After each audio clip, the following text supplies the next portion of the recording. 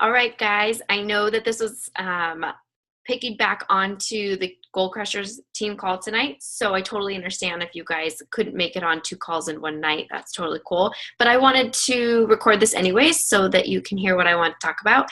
And of course, once you listen to this recording, if you have any questions, then don't be shy. I'm here to answer all your questions. So I really wanted to bring it back to the basics tonight and talk about challenge groups. There's been so much talk about challenge groups lately and just running really solid challenge groups. And as much as we talk about recruiting all of the time, which is so important, I want to get back to sharing with how I have recruited such awesome coaches in you guys. And you guys, most of you have come from my challenge groups. So you fell in love with the products before you probably even really knew what coaching was all about. And I think that that is awesome. That was how I got started as well. And I want us all as a team to kind of get back to that. That doesn't mean I don't want you to invite to coaching. Absolutely not. Of course, I want you to invite to coaching. But every single month, I want it to be solid. No matter what, you're running a challenge group and you're adding value in that challenge group and you're looking for coaches from there, because if somebody's in your challenge group and they're getting results and they're loving Shakeology, boom, that's an awesome coach right there for you. And we know that they're already doing so much of what we do as coaches. So it makes a smooth transition to talk about the business and to get them hyped up about it and to get them involved and to let them know that there's more that they can do beyond being a challenger. And I think that's really cool. So the business model that I started with, one of the very first calls I ever listened to as a coach was Kelly's call about how to turn challengers into coaches. And that is still my model for my challenge groups. The second week of the challenge group, I check in with every single one of my challengers, whether or not they're on Shakeology, whether or not they've been posting consistently in the group. And I just ask them how they're doing. How are they feeling? I want to talk to them. Hey, Sonia. I want to talk to them one-on-one about their goals and how they're feeling about the challenge group so far, if they have any questions, and really make sure that they feel supported by me as their coach on an individual level, as well as in the challenge group. And from that conversation, if they've been really active in the group and commenting on other people's posts, or just at least showing up every day with their journey, it makes it really easy to say, hey, you would make an awesome coach. Have you ever thought about it? And that opens the conversation up right there. And then, of course, you have the challengers. They're a little bit more quiet. So it's so important to check in with them at the end of week 1 or beginning of week 2 of your challenge group and see how they're doing. You know, maybe they're just shy and that's okay. Or just meet them where they're at and see how you can best support them. I always let my challengers know that if they're shy from posting, I totally understand that. And I know it can be scary. I remind them that it's a secret group, that nobody else outside of the group can see that. And I think that, at least for me, running my challenge groups through the challenge group tracker app has been helpful, because then people feel like it's a little bit more secure and it's not going to be leaked to their Facebook because it's out of Facebook.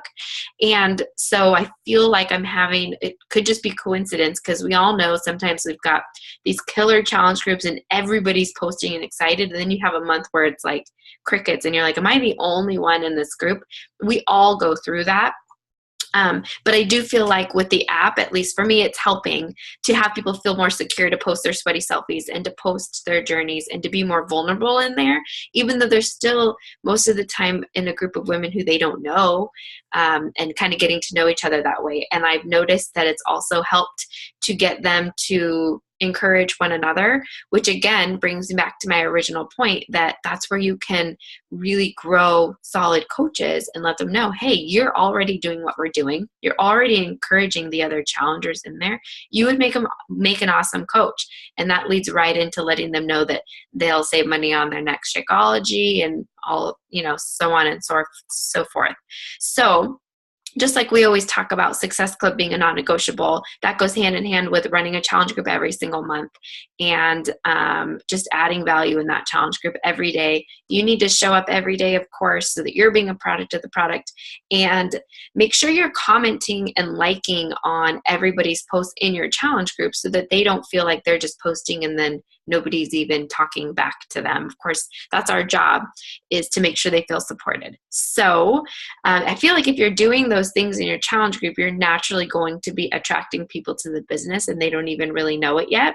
And then you're one step closer to having a rock star coach on your team because they already know the format of the challenge group. That's one less step that you have to teach them. And they're already in love with the products. That's another thing that you have already moved past. They love it. You know they love it.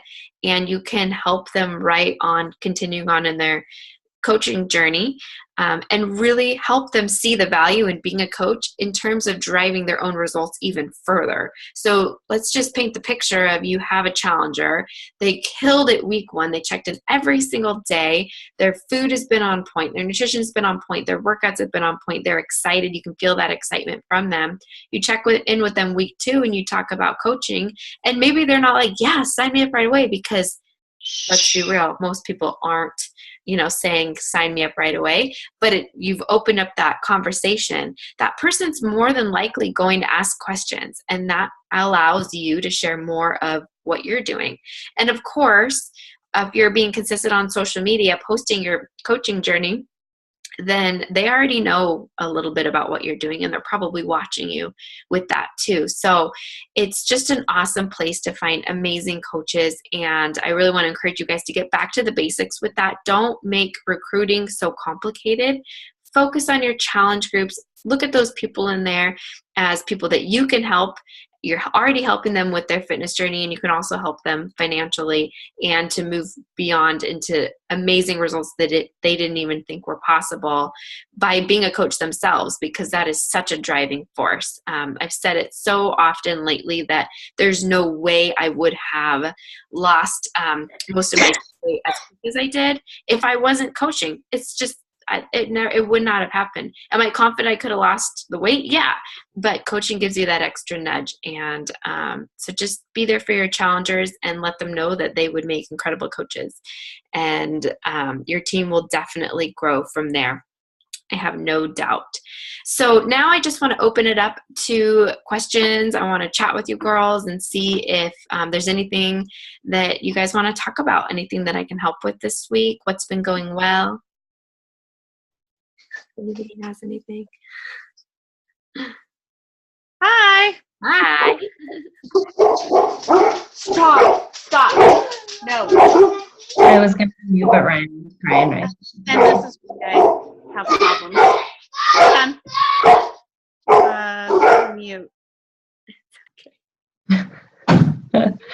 Oh, I love it. We've all been there. All the time. Yeah. I think she's coming back, maybe. Sorry.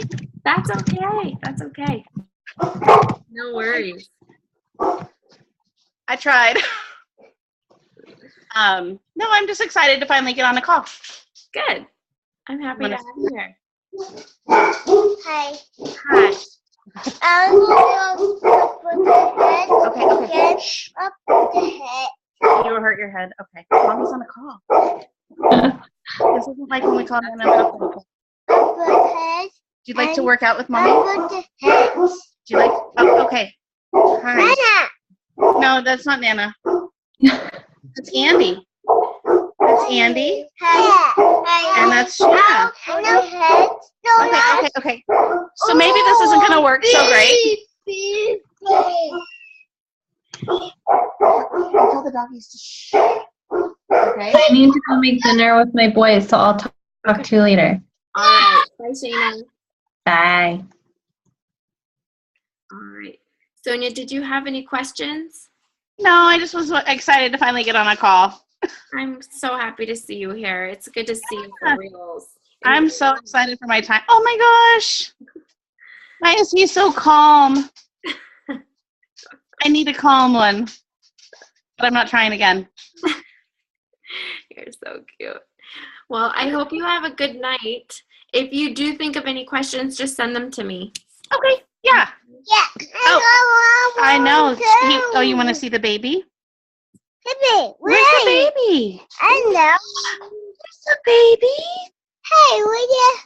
Yeah. Okay, Andy. Well, we'll talk to you later. All right, bye. Thanks. Bye. Okay, say bye, Sandy. Yes, please. Bye, Andy. Okay. Bye. How do you say? Leave. All right, so I just wanted to finish up by saying that I'm going to be more consistent with these team calls. So start getting on. Every other week, I'm going to host a team chat, and I really want you girls to jump on so that we can really brainstorm together. I don't want this just to be me throwing information at you and things like that. I want to hear from you girls and see how we can work better together as a team. So have a great night, and I hope you catch this recording.